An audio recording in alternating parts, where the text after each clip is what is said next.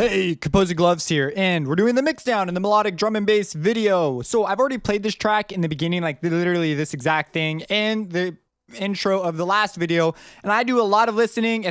Now I will explain some things that I'm doing, if I'm doing something and I feel like explaining it, but this is mostly just to show you, because this course isn't really drum and bass thing is focusing more on the composition and drum and bass, and you'll see some of the mixing. Maybe you'll disagree with some of the stuff you see here. Again, just to recap really quick, go watch the beginning of the video before this one if you want to hear what this sounds like right now. Will not be playing it. So again, if you disagree with anything I do here or find something more effective, feel free to make your opinion down below. However, I've covered some of the reasons and philosophy about why I do some of the stuff I do in the previous mixing videos in this series. So yeah, so I will explain things as I go along if I feel like it's a good idea. Now, so we're going to be mixing. I will be mixing over headphones. Also, I am waiting for a call from an important businessman to talk about some business. So if you see a jump cut or something, that is what happened there. If you're like, I missed a piece, that, or I did something really stupid and I don't want you to see it, that would be another reason for a jump cut. Yes. So I'm just going to begin mixing. Weird crap could happen. I'm going to pretty much leave all of it there for the most part. It's probably going to be a long video. I do a lot of listening because you're mixing, but doing over headphones. I want to get to a mix that I'm happy with over my headphones. However, I will do a reference mix over monitors and several environments. I do recommend when you're doing this, listening to your mix in your car, all these things. You want to make sure that when you pump the volume on your car, that it sounds sweet, that it because when you pump volume in an environment, you are going to find out that certain things pop out that didn't pop out before because of the Fletcher-Munson curve. So when you pump it, like for example, vocals, oftentimes the sibilants will often get out of hand, and you'll find, oh, I should put a little bit more of a de-esser, depending on how you expect people to listen to this. If you, like, this is loud music, so I'm going to pump it, make sure it sounds good loud.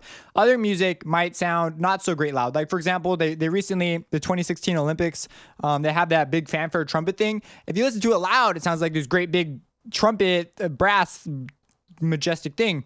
If you listen to it soft, it sounds like an accordion. So you want to be aware of what volume your audience will be listening to it at. That's one thing. When people listen to my stuff soft, I'm like, because it's not meant to be listened soft or over a phone. But now 99% of the time when you're showing someone something on the spot, it's going to be in one of those two environments. So maybe if you're a musician, you may consider having a separate phone mix that's optimized for the way it sounds over your phone. Like if you want to do that, if you show people your music, it'd just be something that you can do because you're the musician, so you have the power. So I'm just going to start mixing. Now, I will explain, again, ideas as I see fit as they go along. So let's just go ahead and get started. One other thing. I'm not going to be adjusting volume in post. So if volume gets like really loud, like it's going to be loud here to start off with because... It's going to be loud here because I'm going to miss things that aren't in channels yet. Like, is this in a channel? I think most of the stuff is in a channel.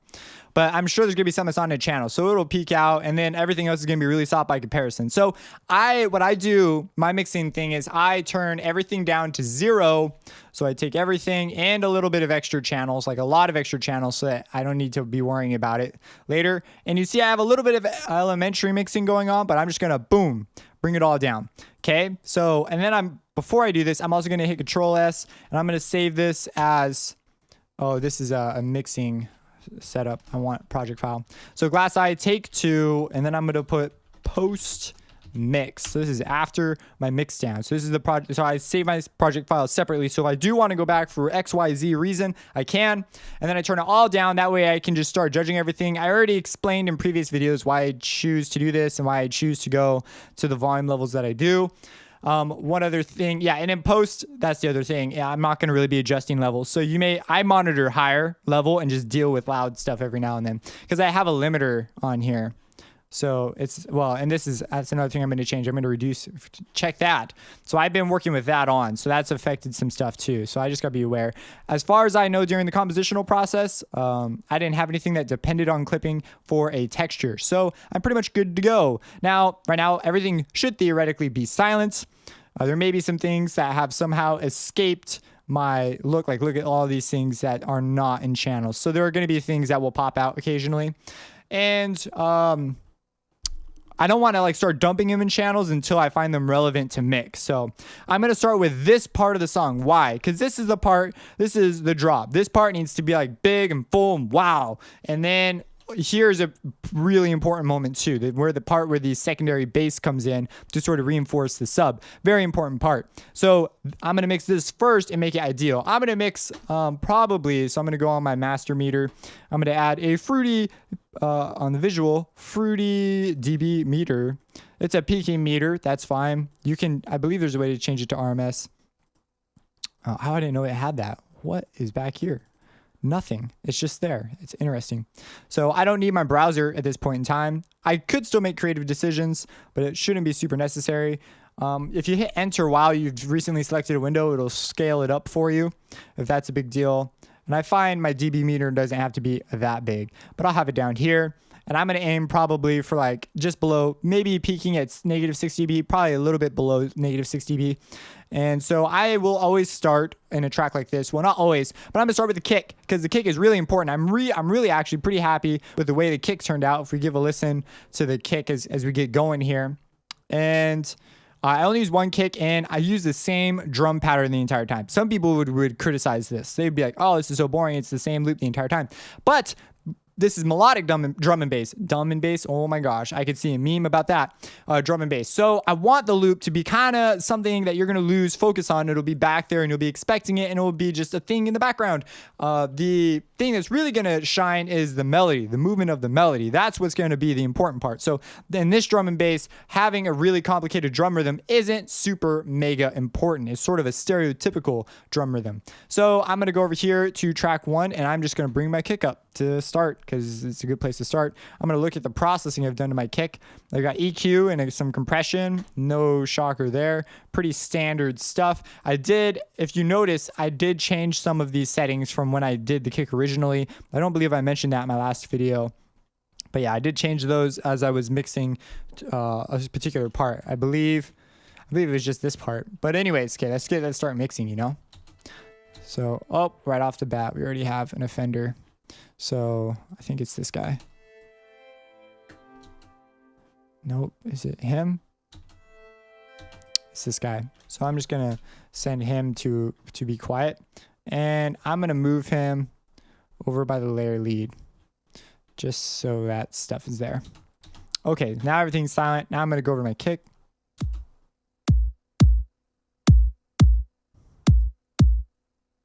So I'm going to turn up my monitoring.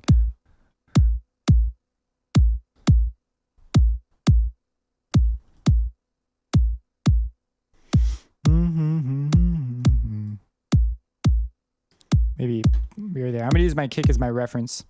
And of course, the second most important part is the snare. So again, this is my master meter. I put this here because I can't see my master meter by itself. So I like that being there. And then this meter will show whatever I'm doing here. So it says master, but it'll show not this meter, this meter. This one shows whatever currently selected channel I have. So if I click on there, that's gonna match this. But I use this to see whatever's going on in the individual channels. So that's why I do that.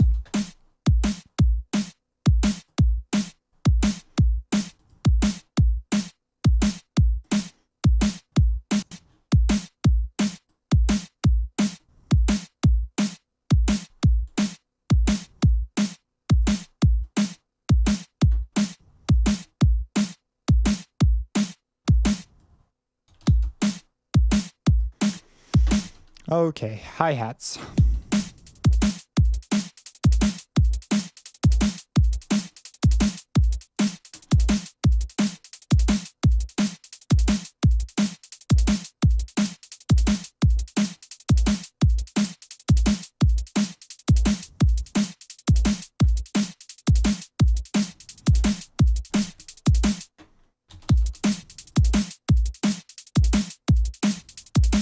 Make sure I got everything in here. Hats 1, 3, and 2. 1, 3, and 2. That's all I need. Okay, now we're coming up to, let's go to the melody first, because this is going to be the part that needs to really shine. I have some ideas about this melody. It should be on 6. only. So we're gonna just go ahead and double click this. Yeah, just 6. Okay.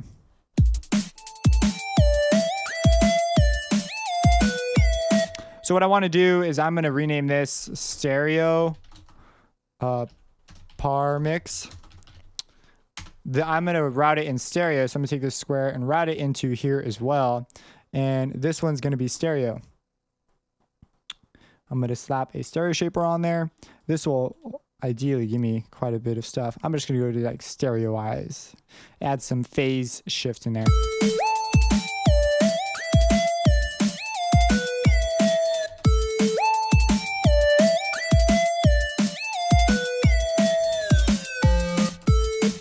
There's 2 other presets for this that I guess I'd check out on the effects section.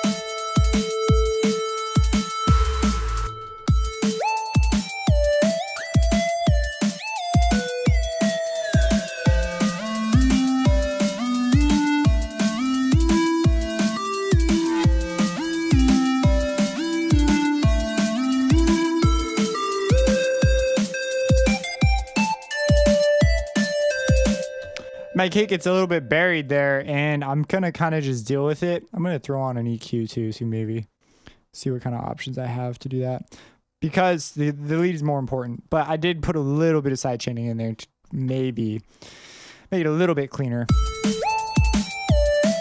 It really honestly shouldn't matter all that much.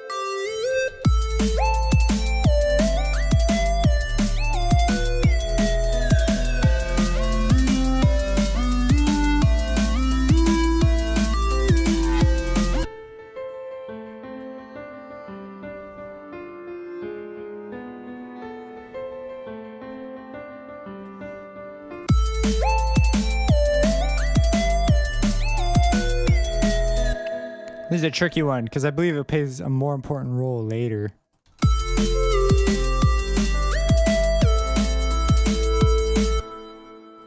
This isn't on anything. I could smell that one. I'm going to put him way over here with all my other loud stuff. Cool.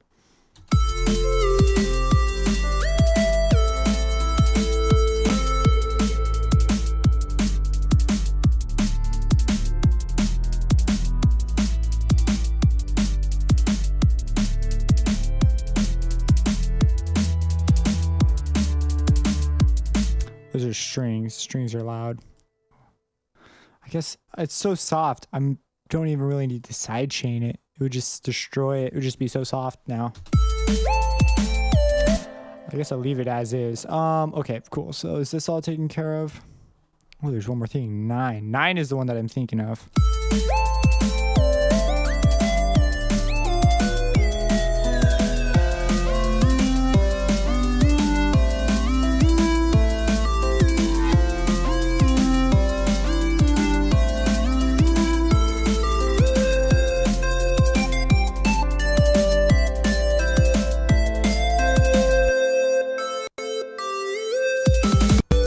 Why do I do it like this? I like to hear it in my mix while I'm mixing, and I like to set individual compressions for everything. Like sidechain it all differently, because then it's like really sort of, I don't know. Some people bust it all, and then they bust elements. Some people put it all in one bus. That's not a good idea. But I believe that you're just giving attention to everything, and that as a result accumulates over time. So I think it's worth it. And I get exactly what I want. I don't have to like I'm not trying to be efficient here. I'm trying to be an artist. I want things to sound the way I want them to sound. So.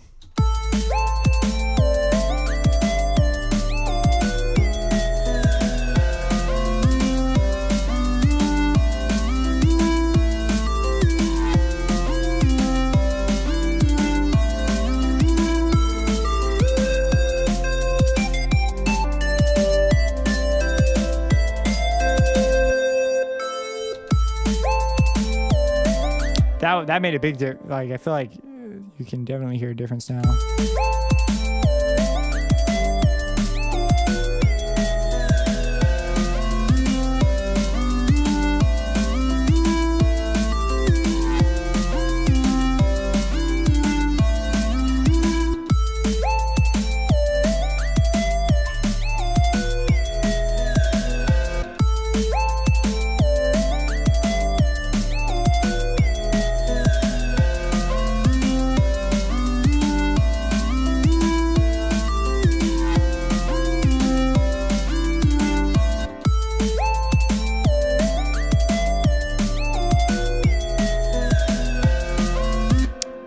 Let's start developing a stereo image. You know, on these guys, this one can afford to be just straight up stereoized. So let's send it through Stereo Shaper.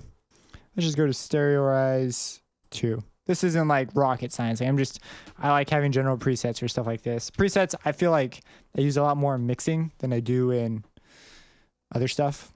I don't know. For stuff like that, it's like, you don't have to be genius to set it up. Once you have something you like, you kind of just run with it.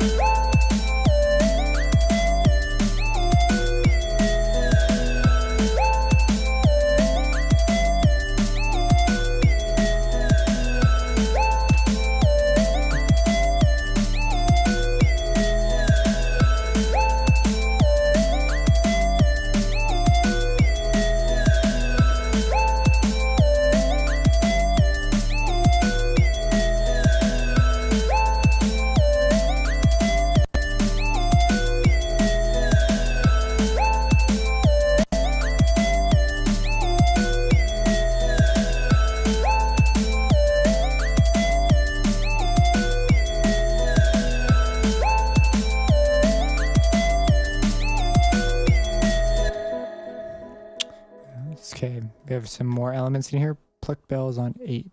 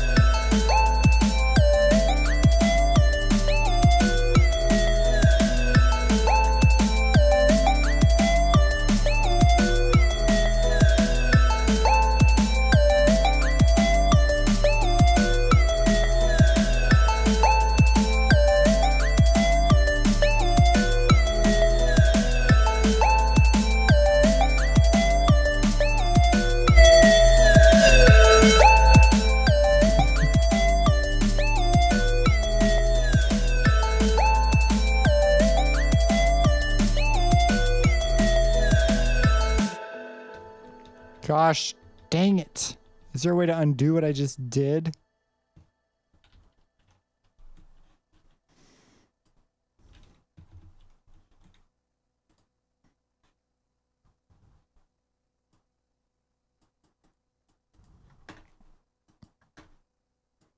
It's one of those dumb things. I'll leave it in. But yeah, keyboard shortcuts can go horribly wrong. Gosh, dang it. Okay. Let's start back at ground zero. At least at this point, I already have my images, so all I need to do is bring everything back in. Sometimes it's a good thing.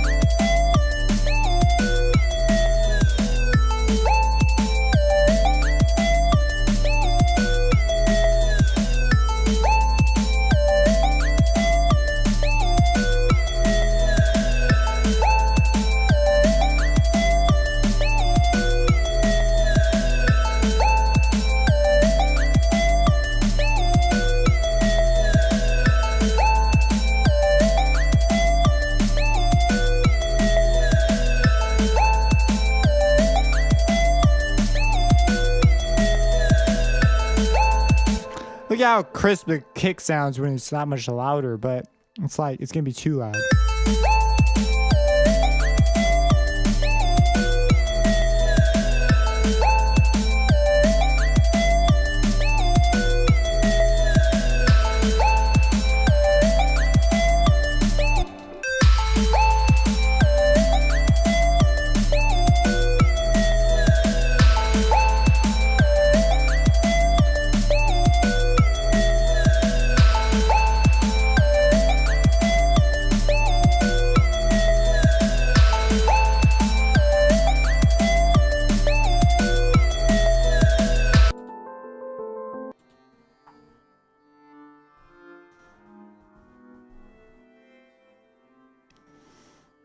This one's so quiet. I bet I could do something pretty radical with it and it would not be very noticeable.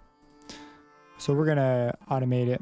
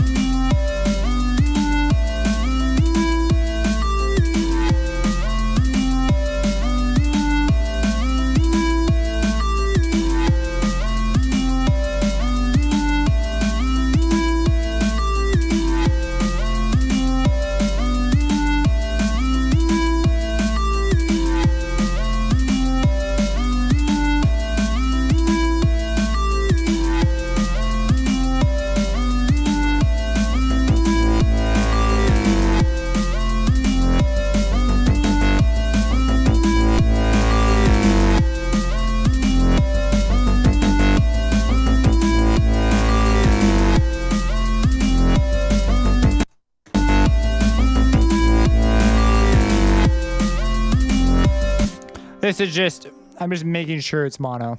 That's all that is.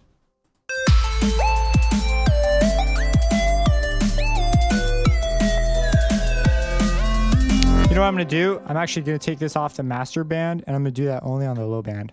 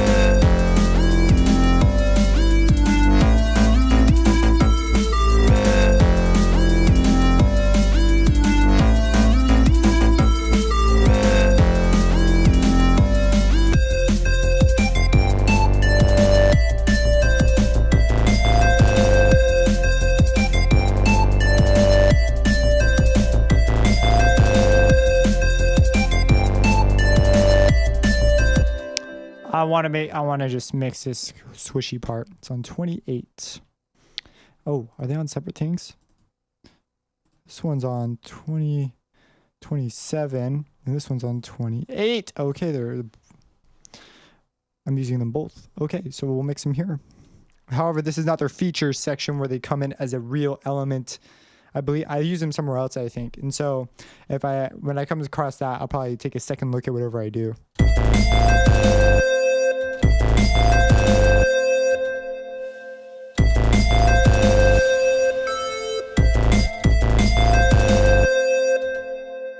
I'm not hearing this at all.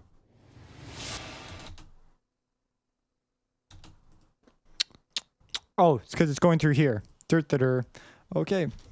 So what I'm going to do for this one then is I'm going to set this one just to... Ooh, this is going to be a little... No, wait. Is this the same thing? Are they the same thing? No, they're separate. They're separate things. So they're not the same thing. This is a little trickier. To mix this, I'm going to come here and turn one off.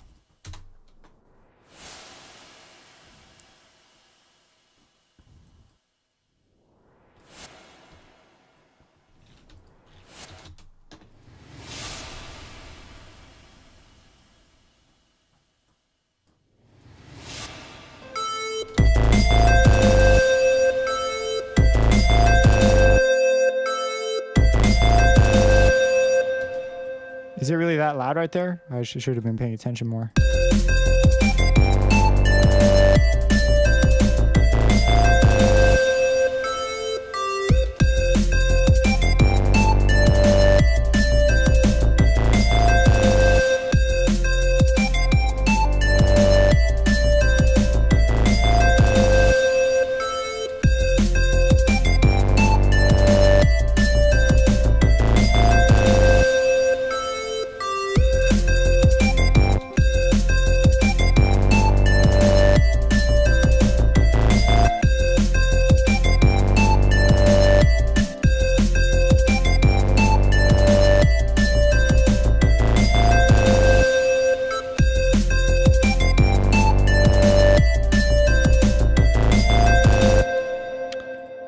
Honestly, cute. I'm gonna make it a little bit of a whoa. Didn't want it that.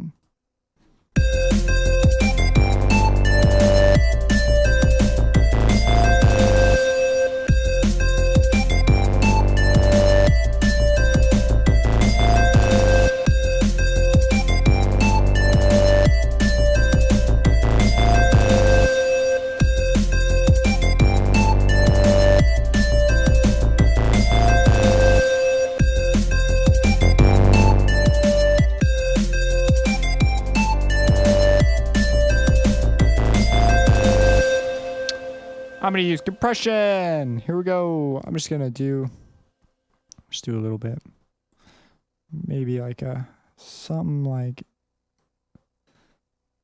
this.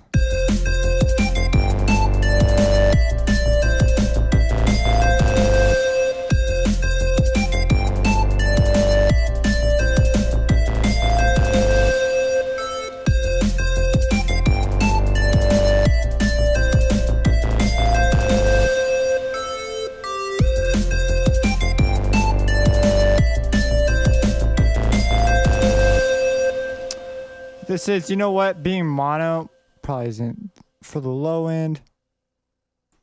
The heck? I thought I used this one for the low end. Yeah, I did.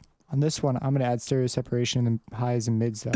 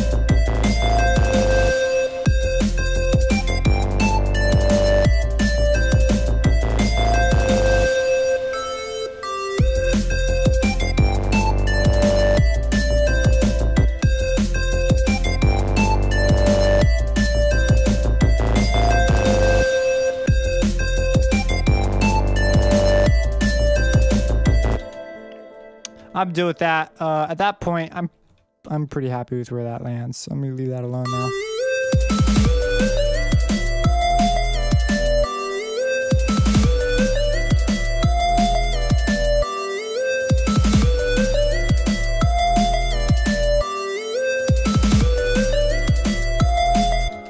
So on these bell things, I have a couple things that sort of stick out, and I've decided that in the mix, I'm not the biggest fan of that. I could go in, but I feel like compression would suitably fix this as well. So I'm going to go to my...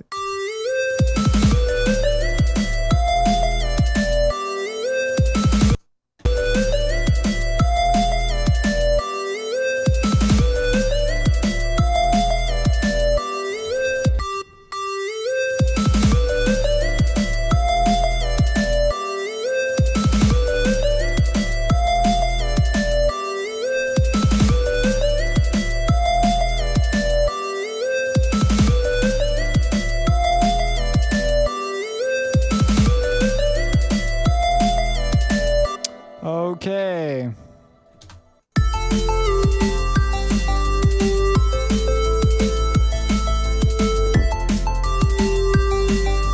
Not gonna lie, that was kind of cool though.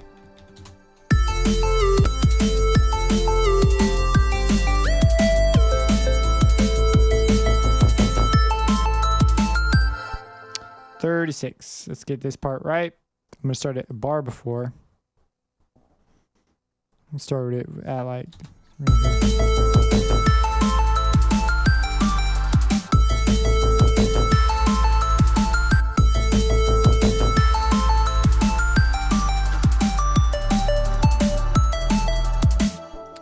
so make sure I got everything in here. 10 and 9 are active and 10 and 9 have been mixed, so that's fine.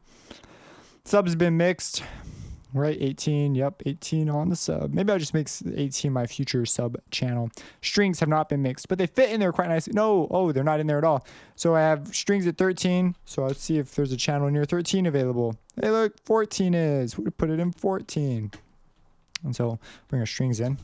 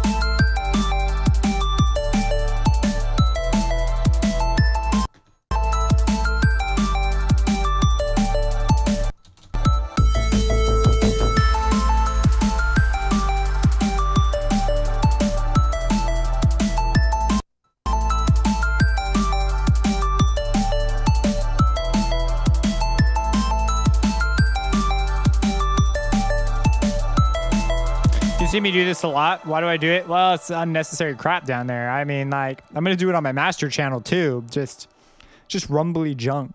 So I don't need it.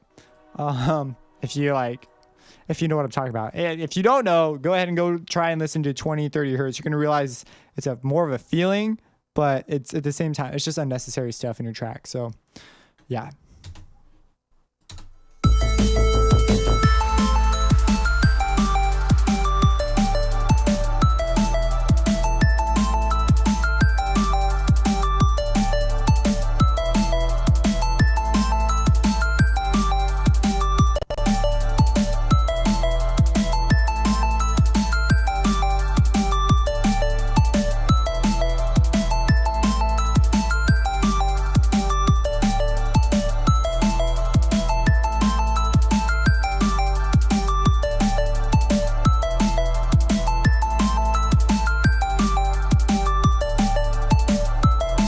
I think the compression sounds quite nice on the bells too. Now this one's gonna have two things here I should be aware of. This is on 16. Okay, we'll go to 16, make sure that's on.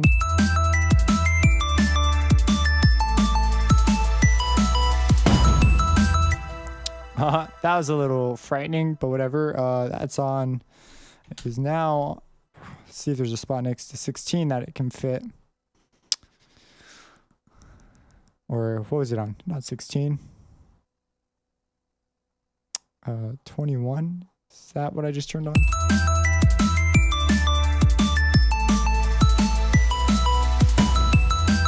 Oh, this is my reverb delay bank thing. You know what? I should give this thing a color. Let's make it orange because it's important.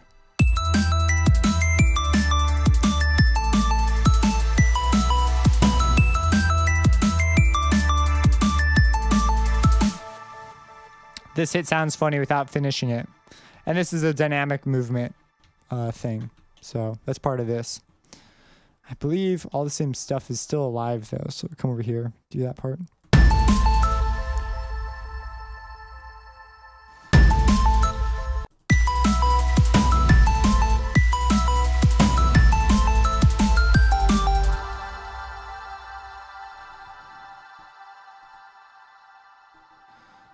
On 20.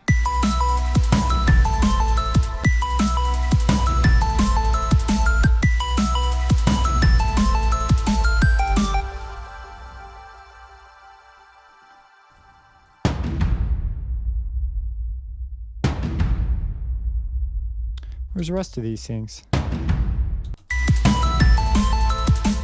They're still there. It's just that first one is so loud.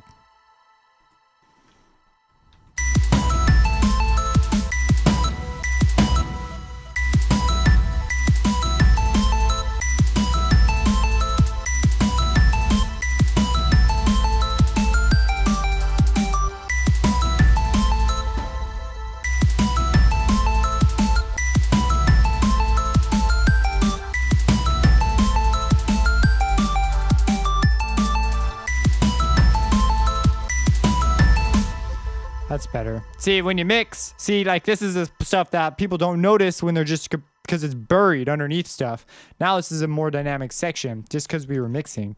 We were running into things like this. We're like, hey, wait a second.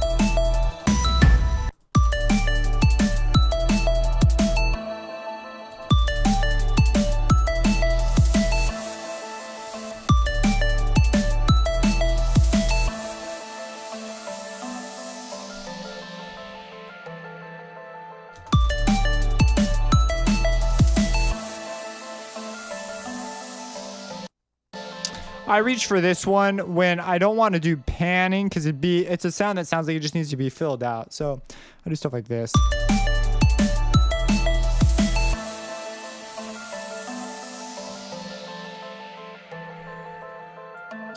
What would be interesting is if we had an automation, and I'm not totally satisfied with that particular one. The delay isn't doing it for me. Let's try something else.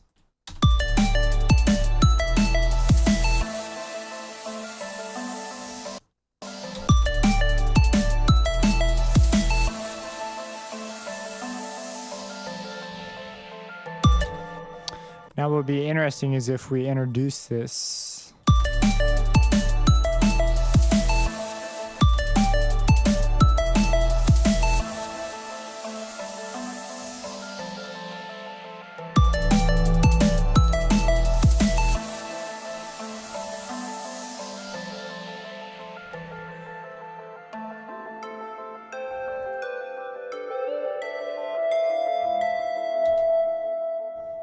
My EQ is on at this point. It's this guy.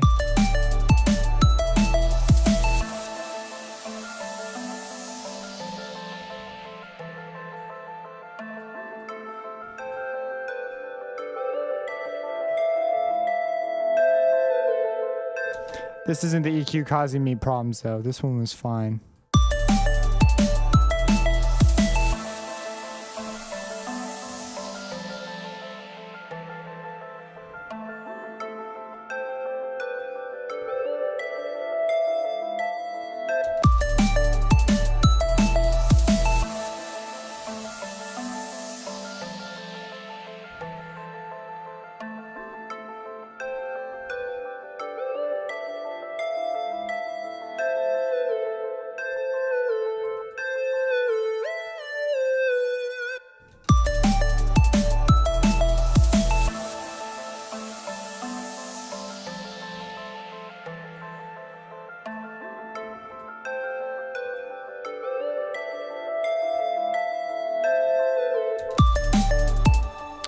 Just those few notes.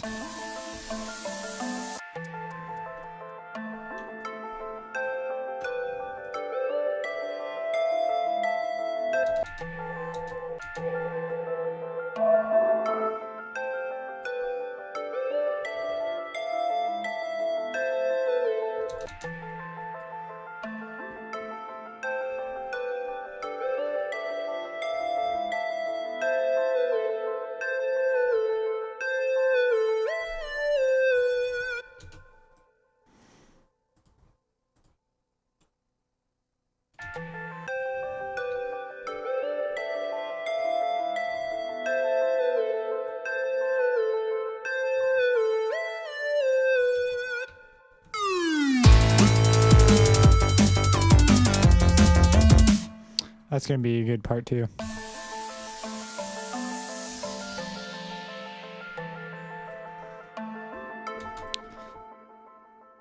It'd be kind of weird to pan the reverb differently. It might make more sense to do a... I want to do this. This just sounds... This is gonna be crazy.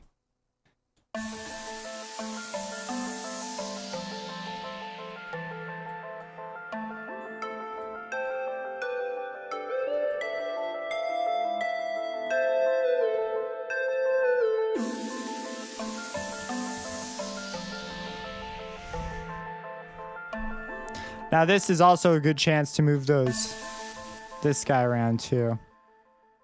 Why did I deselect it? I don't even know.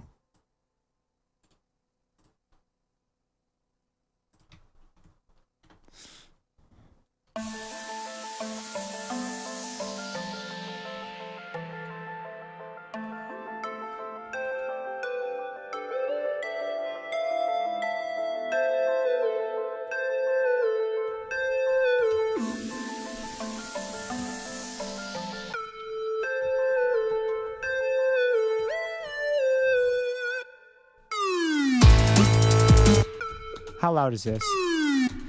This right here can be freaking loud. Yeah, because it's gonna be all by itself. There's gonna be nothing else there. So I can afford to make that peaking if I wanted.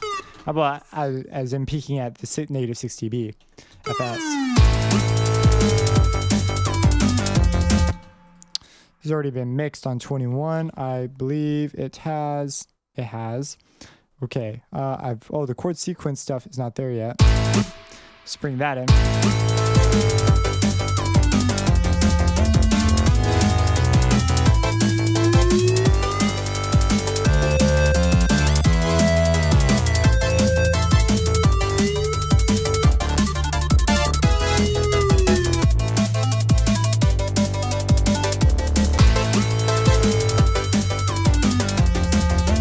See, now this is wildly out of hand too. I need to compress this one as well.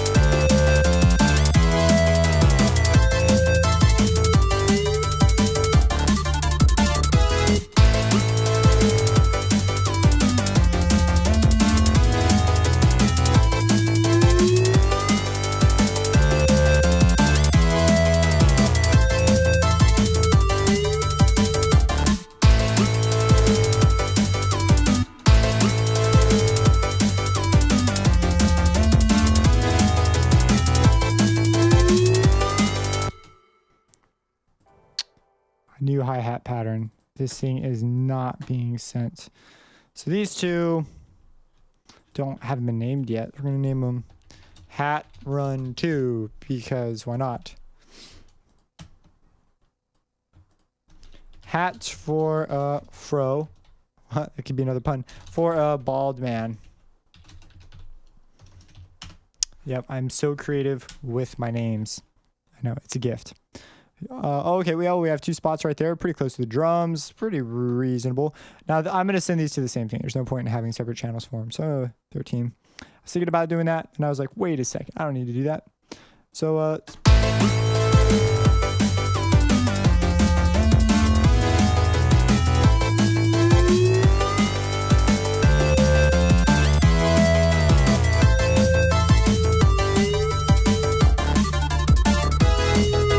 see, that's something cool about FL is I have panning knobs everywhere. These pan knobs are separate from the pan knobs in here. And so I don't have to do like automation or anything here to create an image. Like I can put them in the same channel and pan them differently still. So that's like cool. In some DAWs, that's just not possible. It's one of those things that you learn when you try to do it in another DAW.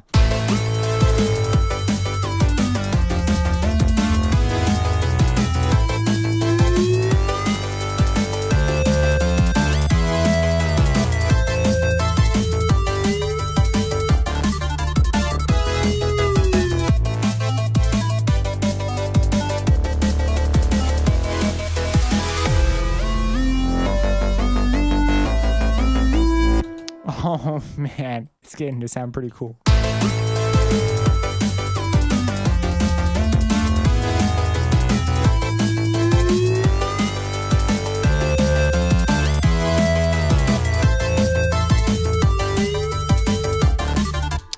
I have a reverb send automation somewhere.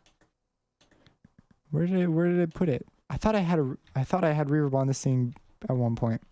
I did. It was causing me all sorts of issues. But look, it's not going to the reverb send, and there's no reverb on the channel. So I'm not sure what the deal is.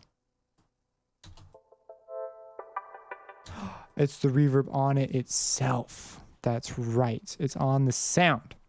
Okay. Well, in any case, I want to adjust it over here. I have it set over there, so it should be fine. Chord sequence channel volume. Do I have anything for reverb in here? I don't know why it's not there. Oh, here it is. Chord sequence reverb.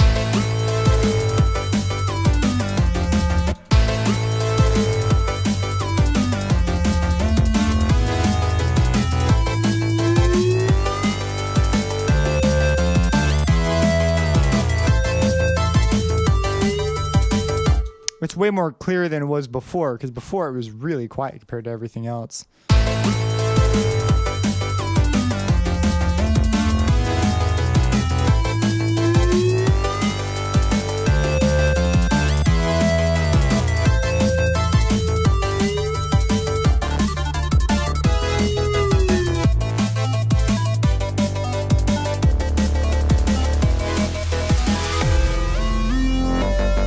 This isn't going anywhere, but I want to see where it hits on this scale here. I'm going to put it next to all the other impacty type things though. Scary looking sample names.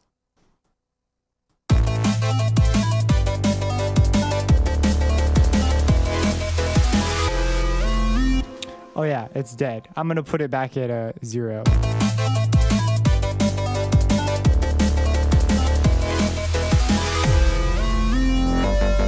You know, it peaks a little. I'll deal with that in the final mastering phase. I'm okay with sacrificing that as a little thing. Actually, it might stink as a transient, but I like it. I like it like that. So I'm going to leave it there. These things are going through 14. There's not actually that many elements going on. A lot of this stuff was focused in different areas other than sound design. As you see, realistically, I've got like what? If I could press it down, probably like 23, no, maybe a few more, maybe close to 30 channels total. Compared to my last track, I don't even remember how many I had going, but it was friggin' a lot.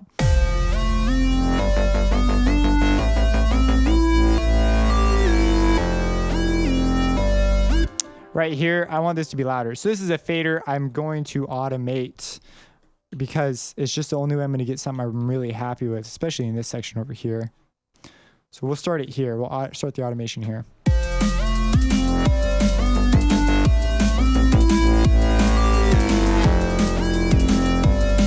I'm not going to automate the fader. I'm going to automate, that's a bad idea. I'm going to automate, well, I mean, yeah, I'm going to automate the not fader. I'm going to automate the part. I need to get to it. The part that is written is the plex sub, which is right here. Okay. Now I'm going to automate this guy.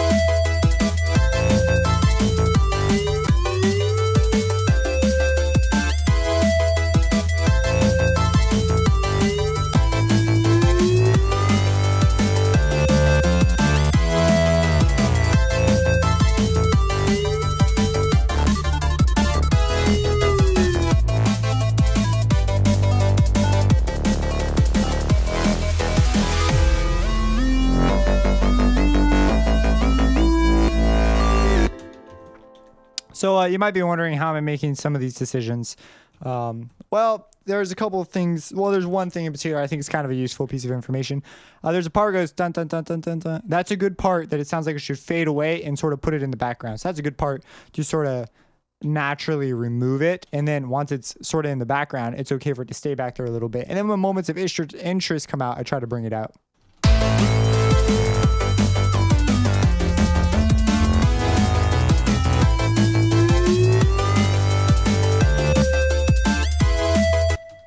Right there. It's because I'm touching stuff that it goes away, so I have to keep replaying it correctly.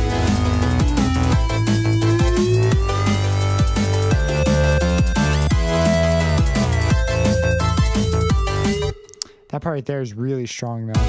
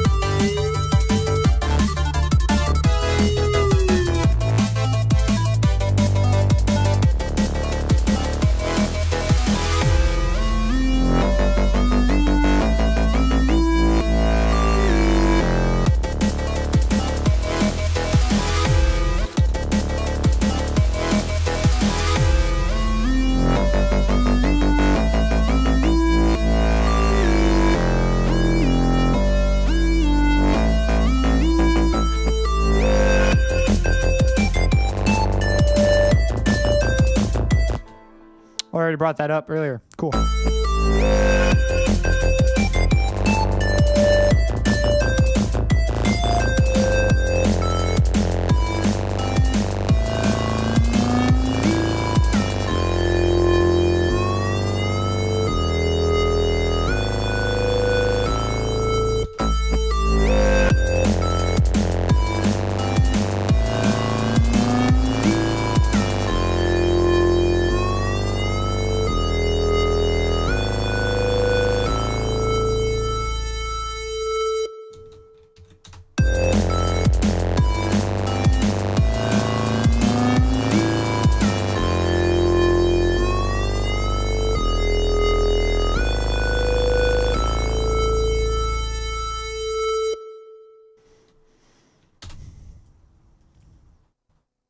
I stare at it questionably. You know what? I'm pretty happy with that. Okay, so there's a couple. Now all that's really left is this beginning part, which is all sorts of programmatic. As you can see, there are not that many elements. A lot of little percussive things, but I bust most of them, so it made easy mixing. So every now and then you'll come across something that needs custom automation like this, and so it looks impressive, but it's really not that crazy. So okay, so let's come over here and do some stuff.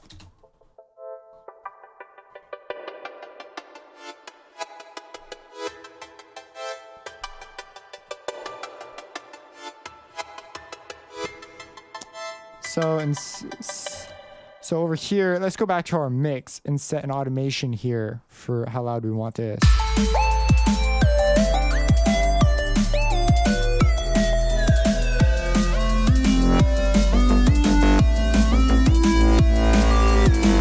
And you know what I just realized? I'm not panning this at all, but I do have a stereo shaper on it. So I still feel like this would be kind of cool panned. So it'd be weird because I've already got a stereo shaper, but I don't care. So I'm going to pan this a little bit. I'm going to go like this and that and this, and it's just panning.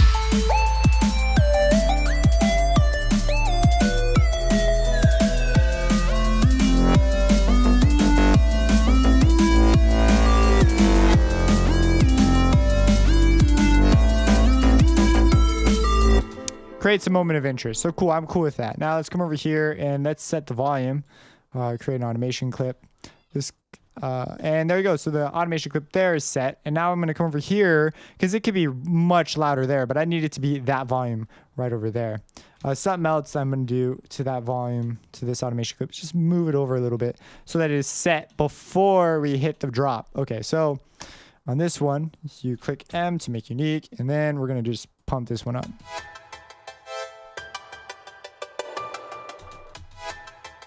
This is what, if you ever see me mixing in Pro Tools one day, because I do quite a bit of mixing in there sometimes. And isn't that counterintuitive sometimes? Quite a bit of mixing sometimes. But anyways, you'll see the faders moving everywhere because they don't have all the extra volume knobs and stuff, unless I like drag in plugins. But it's just more conventional to the way they do it there. So they'll automate everything. The way their automation clips work too is once you automate it, the entire lane is automated. And the way it appears, it's kind of convenient in the way that they want you to use it. So it's whatever. You people who've worked in Pro Tools before know what I'm talking about. Unless you like claim you worked in Pro Tools, but you have like zero experience in Pro Tools, then you might think you know what I'm talking about, but you don't actually know what I'm talking about. I'm telling you, someone out there fits that category. Maybe it's me. Maybe I'm like fooled myself. I don't know.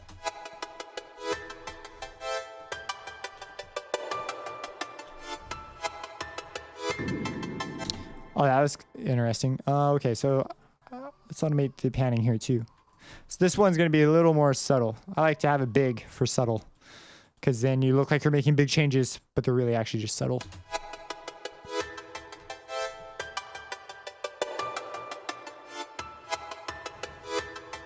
It sounds like they're like the things are going off somewhere. So it's an interesting deal. I'm going to bring this down here because there's an automation clip in the way, and I like to keep my automation clips. This is something you can't do in Pro Tools that I really like you could do here.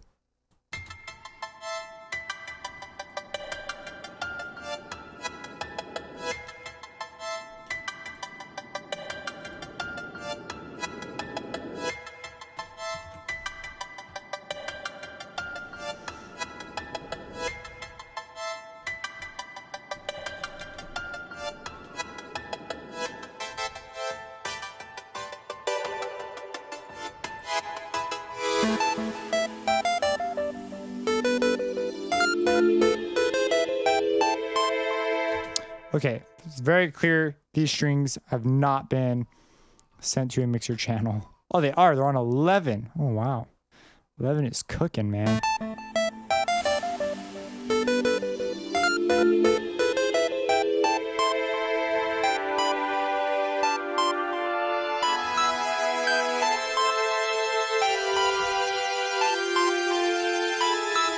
Now, okay, this is this case where...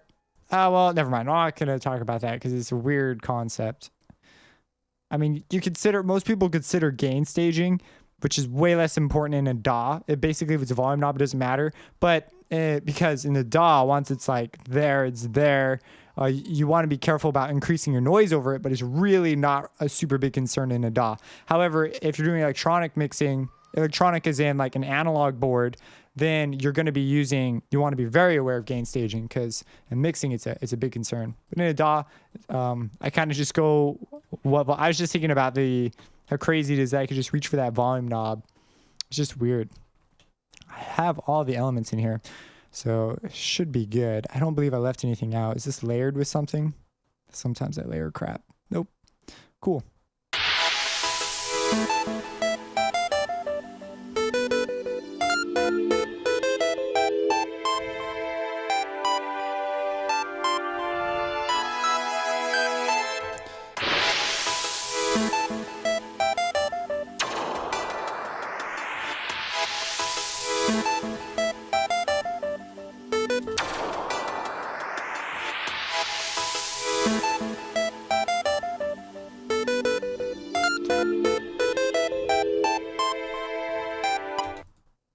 These strings are... Do that backwards.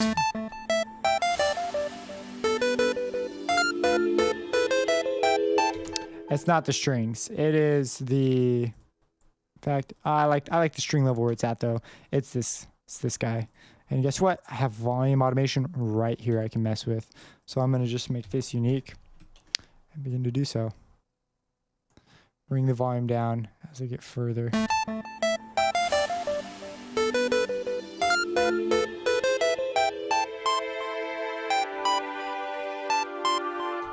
Okay, so this is just something we're going to run into with saw waves is as you release a filter, there's a tight pack in there that your ear is more sensitive to, and you're going to need to be cautious of it. And whenever you do a filter movement, you're going to want to watch out for that part.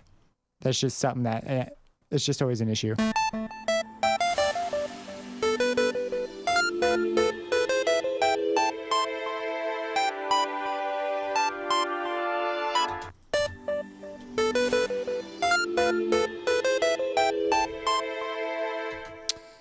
Yeah, just a touch more.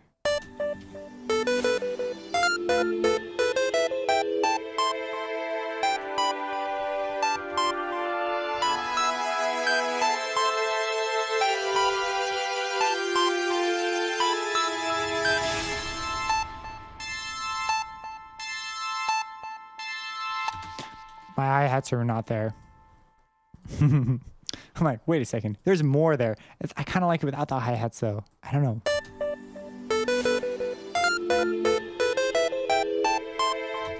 There's a hi-hat. There should be a hi-hat thing in here, too. 36, and 4, huh?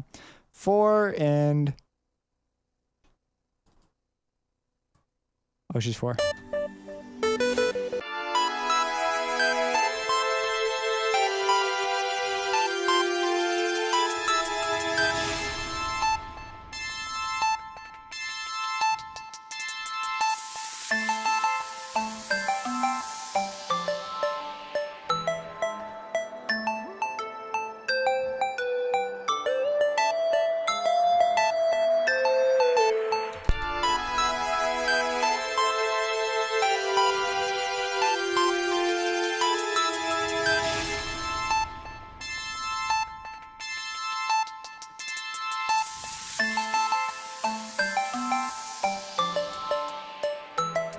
A great chance to do some panning, my favorite thing.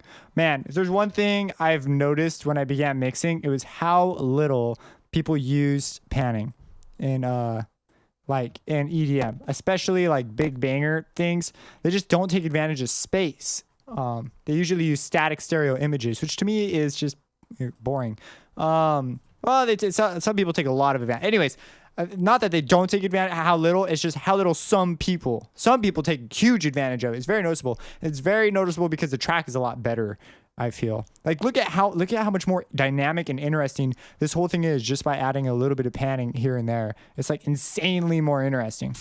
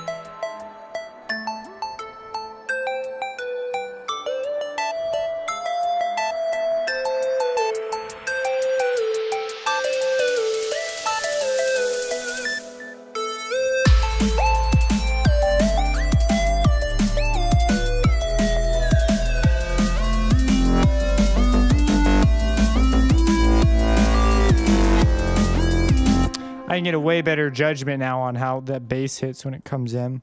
It's just the sub was a little too much. I'm gonna listen to it from back here because this stuff sticks together so much that it's kind of hard to separate crap. So just give it a listen, see if there's anything that sort of pops that weird mixing move I did.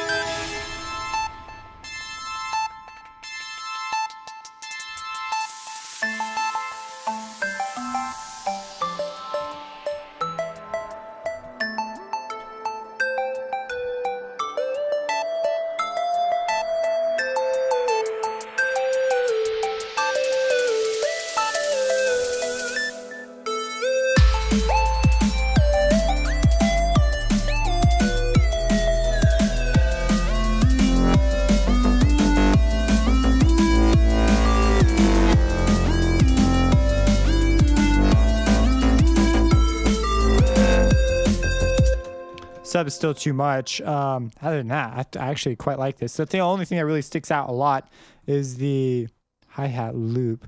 And I'm automating EQ on this. It's not a hi-hat loop. This is actually part of a loop, top loop. Automating this. And I take it off at the very end. I think I might take it off closer to here and then bring it back up right there. And then on this one, do I want it on the last one? Whatever. Oh, not a sample. I just want to make it unique. I'm going to send it to a thing.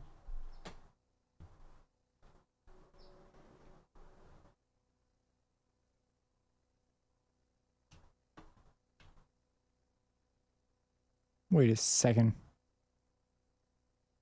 Where's my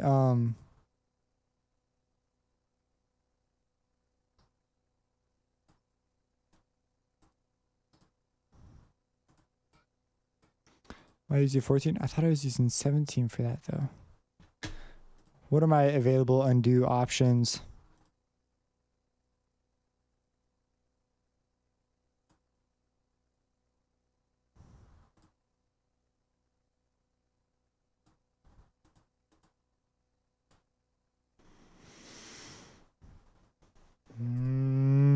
Let me check something. Let's go into 14. Did I use 14? I thought it was 17. Okay, I thought it was 14. Guess it's 14, not there. Okay, cool. Anyways, back to this thing. 39 is going to go through 38 only. You can hold down Control and click if you want to facilitate that. And I'm going to add a delay bank on it. Add a pattern of 4.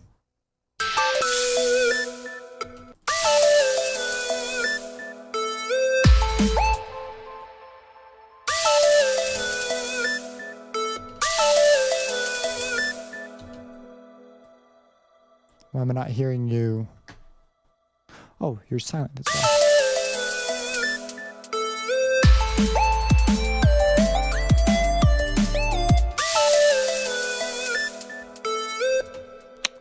That sounds stupid.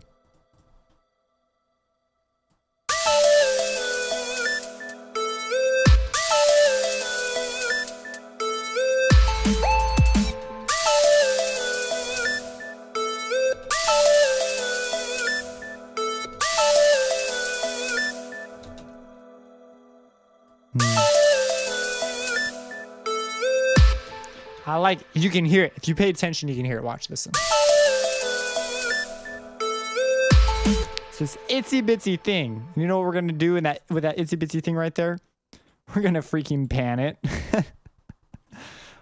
It's a tiny thing, but I like it a lot. I think it's cool. Make it go up and down. It won't be live that long, so probably don't need to worry about it over here. So But it's that little thing. And seriously, I had a desire to do that itsy bitsy thing, but I think it's cool. Okay, so let's listen to the hi-hats again.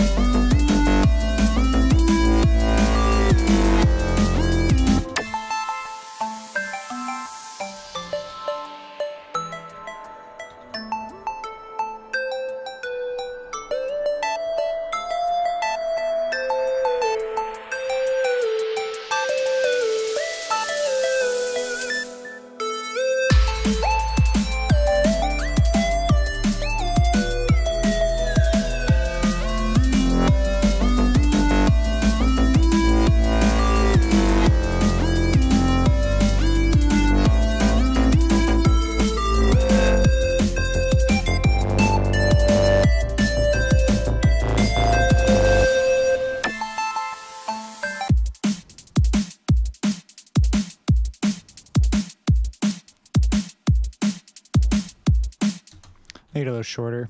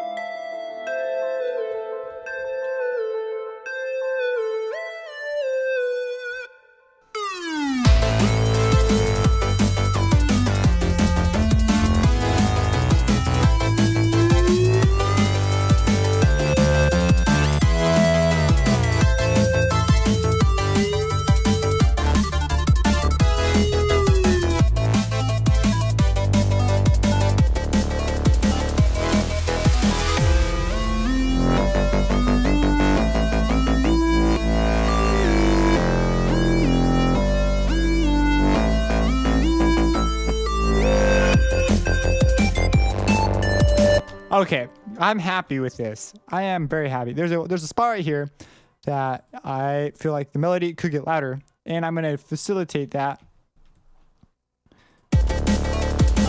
just by doing this. So you can right click it down here and you can do this.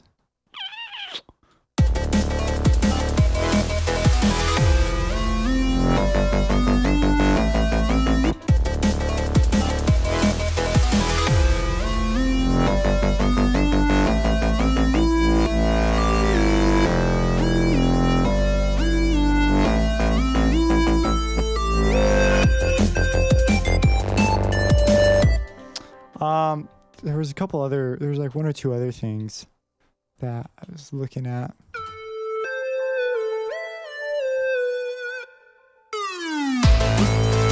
I think, where is that moment?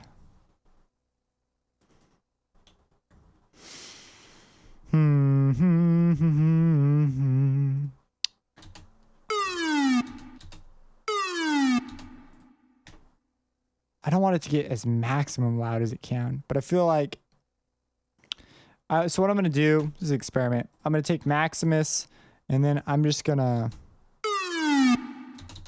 I kind of want that there. I want it that loud, even in the mix. And Let me see. See, that comes right up to right around where we are.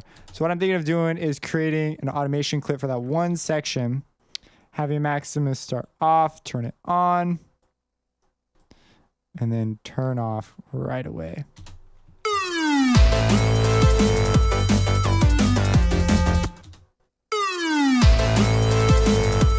I'm more concerned about this hit right here than anything.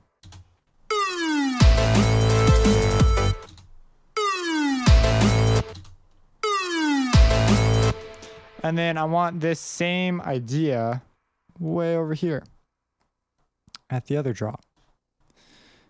I'll put it way down here at the bottom, sort of like a miscellaneous piece of information.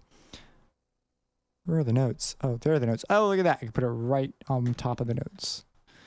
I don't like overlapping stuff because I'm never sure if it triggers sometimes. So I tend to play this. I try to play it safe. Like I put crap like this at the beginning just so that I know it starts with the correct setting I want, which in this case would be this. Nothing. It's 0. Hit Control S like 100 times.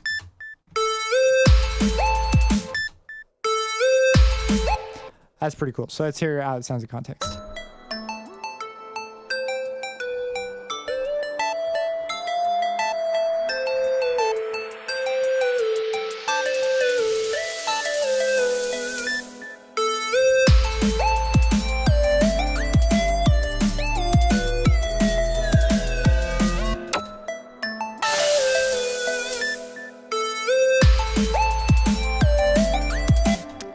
It sounded a little sudden. All right, I gotta listen to it from the beginning to really get a feel for this. But all the elements are there. All the things that I have assigned to mixer tracks are going out. There's a bunch of little spaces here, which I actually think are kind of convenient. They make things easier to look at sort of in groups, in my opinion. Maybe you disagree. And let's look at this real quick. Everything here, square intro. Did I ever even use this? Some of this stuff I just never used. And this one. Is that part of my massive riser? It is. I did use it. But it's been, the level has been set so that it hasn't bothered me. And I did my thing over here. So I'm going to leave that the way it is. Oh, and I have a volume thing on it.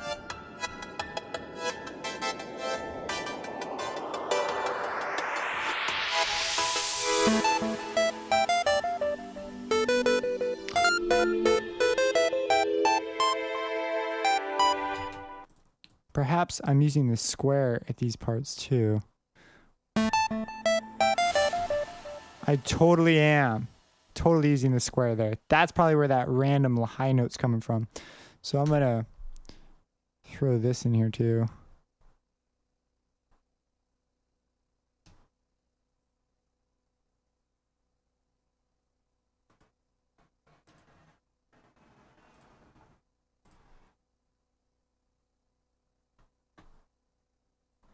Oh, I just moved the square. That's not what I wanted to move. Put this back on 6. Where did it put that? Where did it put the massive? What did I name it? Square intro. It's on 17. Okay, cool.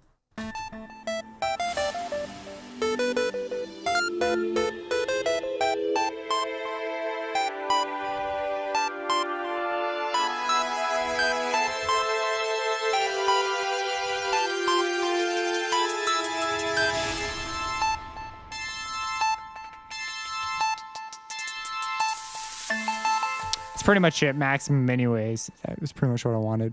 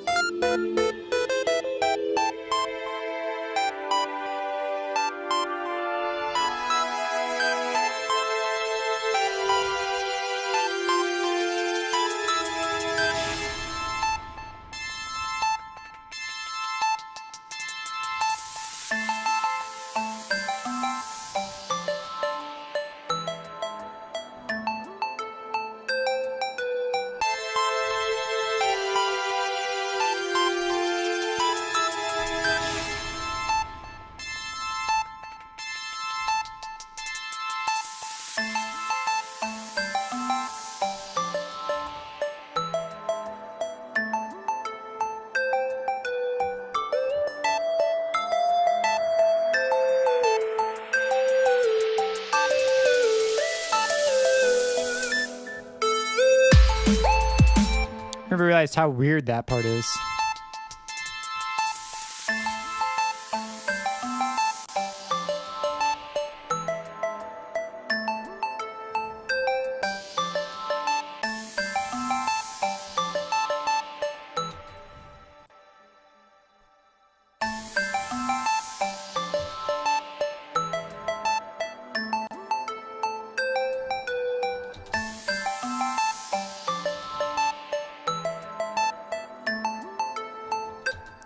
Why is it not getting softer? There's one way to solve this. Just come over here, go to the channel, and go to the volume. Automate that. This is it. Copy value. And I want it to come back in over here somewhat naturally. I'll reach my official volume here, paste value.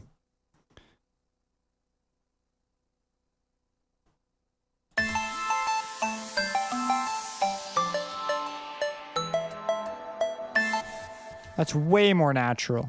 I don't know what I was doing before. That was weird. Okay, so make unique, just to make sure it's at that level. It doesn't come in till a little bit later, so it shouldn't matter.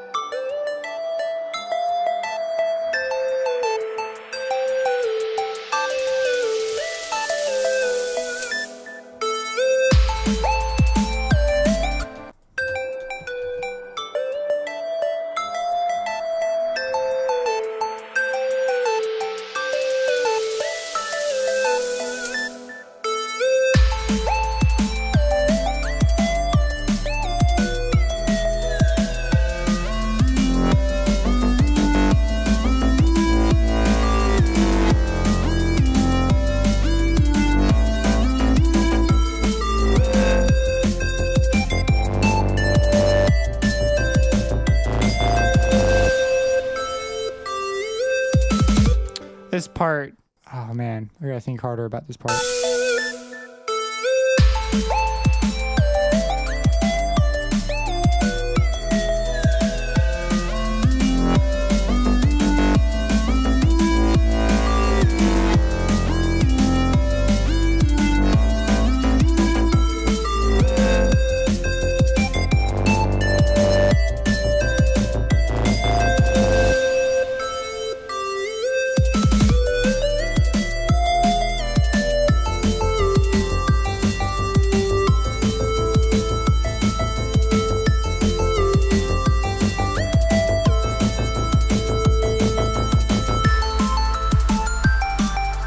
Man, I think it grooves. I gotta listen to it one more time. I just gotta make sure I'm gonna live with myself. You know?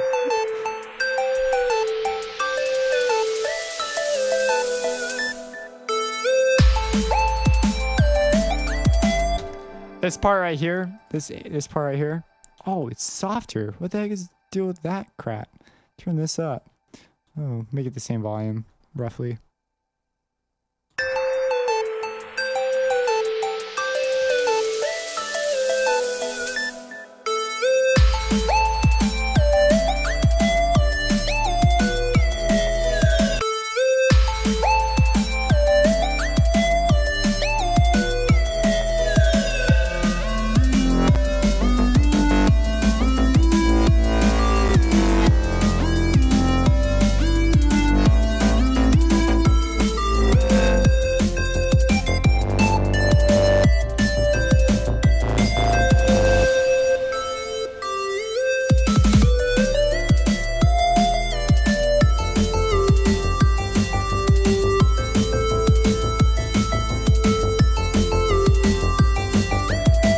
I like the kick. I like how it comes in. I like how it cuts through. This is much nicer now. Is there another part where I do that?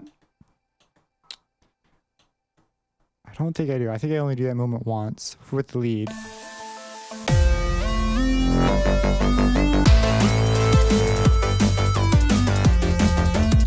Yeah, it's just right there. So that should be okay. So yeah, I believe that's it. I'll go ahead. I know we've listened to it a bunch, so maybe you're not interested.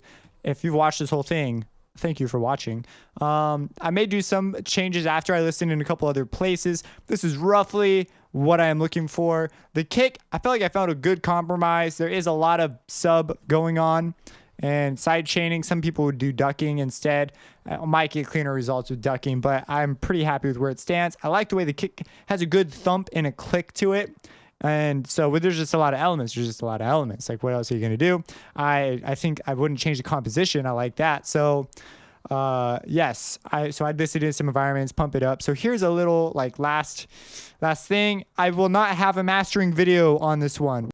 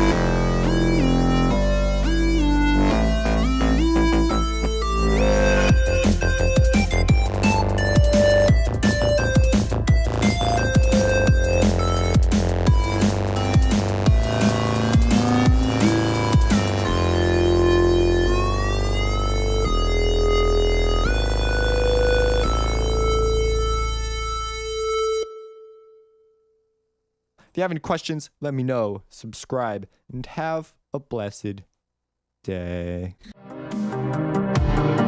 I relish the symbols of our lost cause. Breathe clean.